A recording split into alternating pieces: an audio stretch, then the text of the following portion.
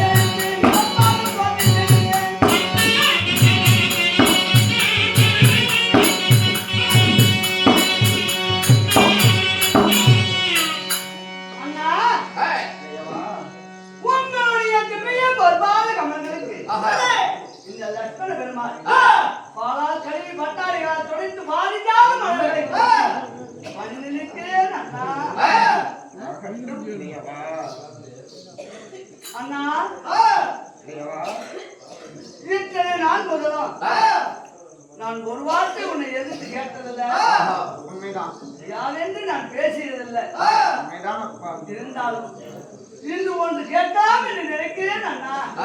என்னப்பா கேட்கின்றாய் இளையவா? அண்ணா இளையவா,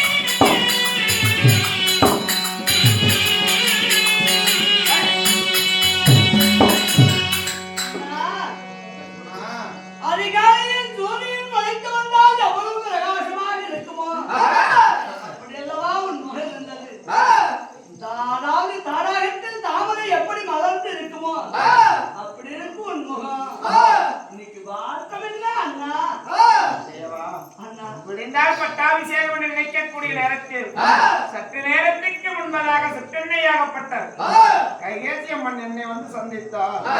எனக்கு 2 வரங்கள் வேண்டும் ராமா என்று கேட்டார்.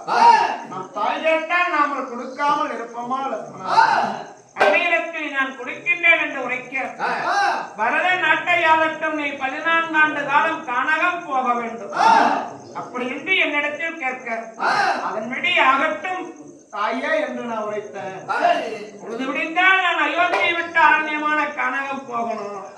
இந்த அண்ணனை காணவில்லையே என்று உனக்கு தாயாக இருக்கக்கூடிய சீதா பிராட்டி தேடுவார் என்று அன்னவரிடத்தில் அழைத்து நான் சொல்ல ராமர் இருக்கும் இடம்தான் சீதைக்கு அயோத்தி உன்னுடன் நானும் வருகின்றேன் என்று உரைத்து விட்டார்.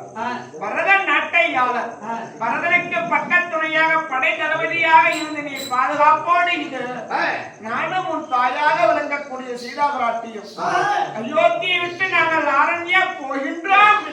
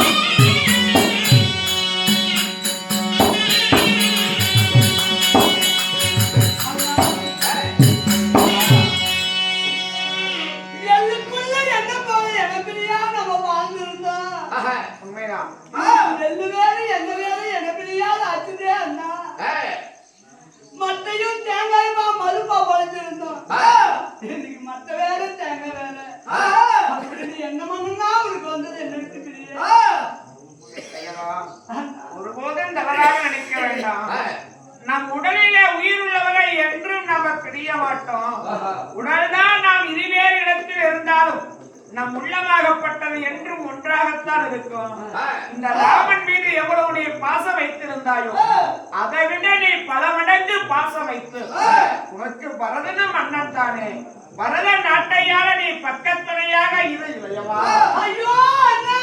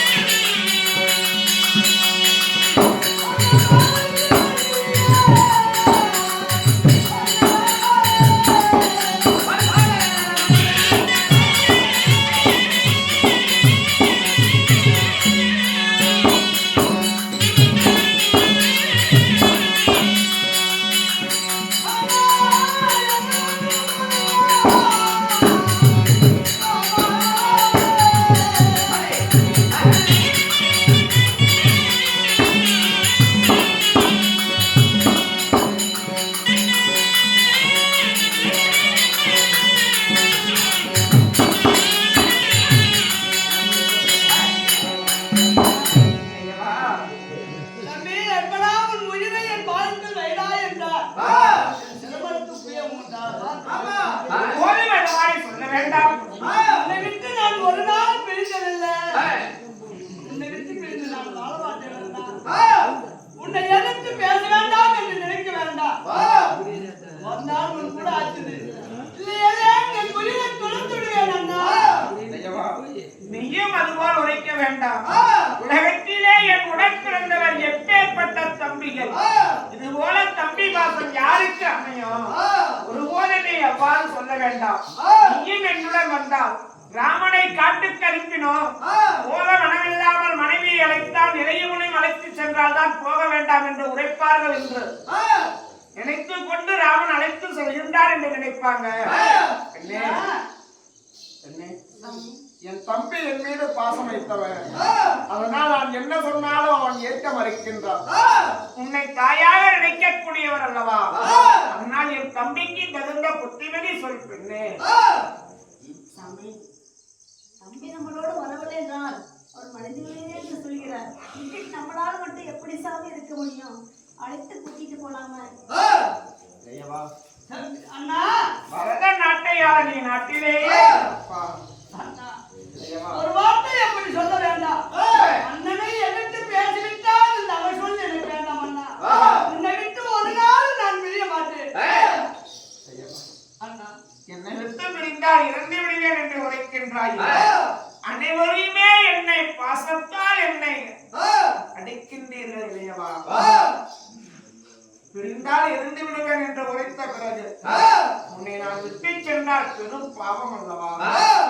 உன்னையும் நான் என்னோடு அழைத்து செல்கின்றேன். அகட்டும் அண்ணா.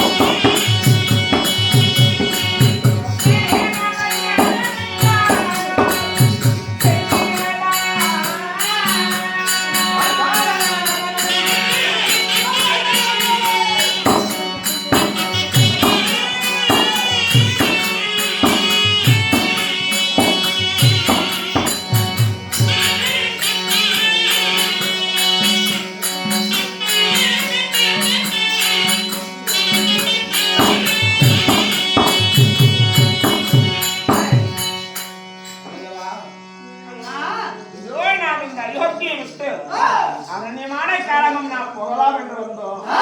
இடையில் வார்த்தையா நதியாகப்பட்டது ஓடிக்கொண்டிருக்கிறது. அதனால இந்த சராயு நதியை கடந்தால்தான் நாம் அப்பால் காணாம போக முடியும். இதற்கு ஏதாவது வழி என்ன செய்வது என்று பார்த்துவா இளையவா. அண்ணா எங்க பல ஓட்டுகள் யாராவது இருப்பாங்க. நான் பார்த்து அழைத்து வருகிறேன் அண்ணா. அகற்றும் இளையவா. அகற்றும் அண்ணா.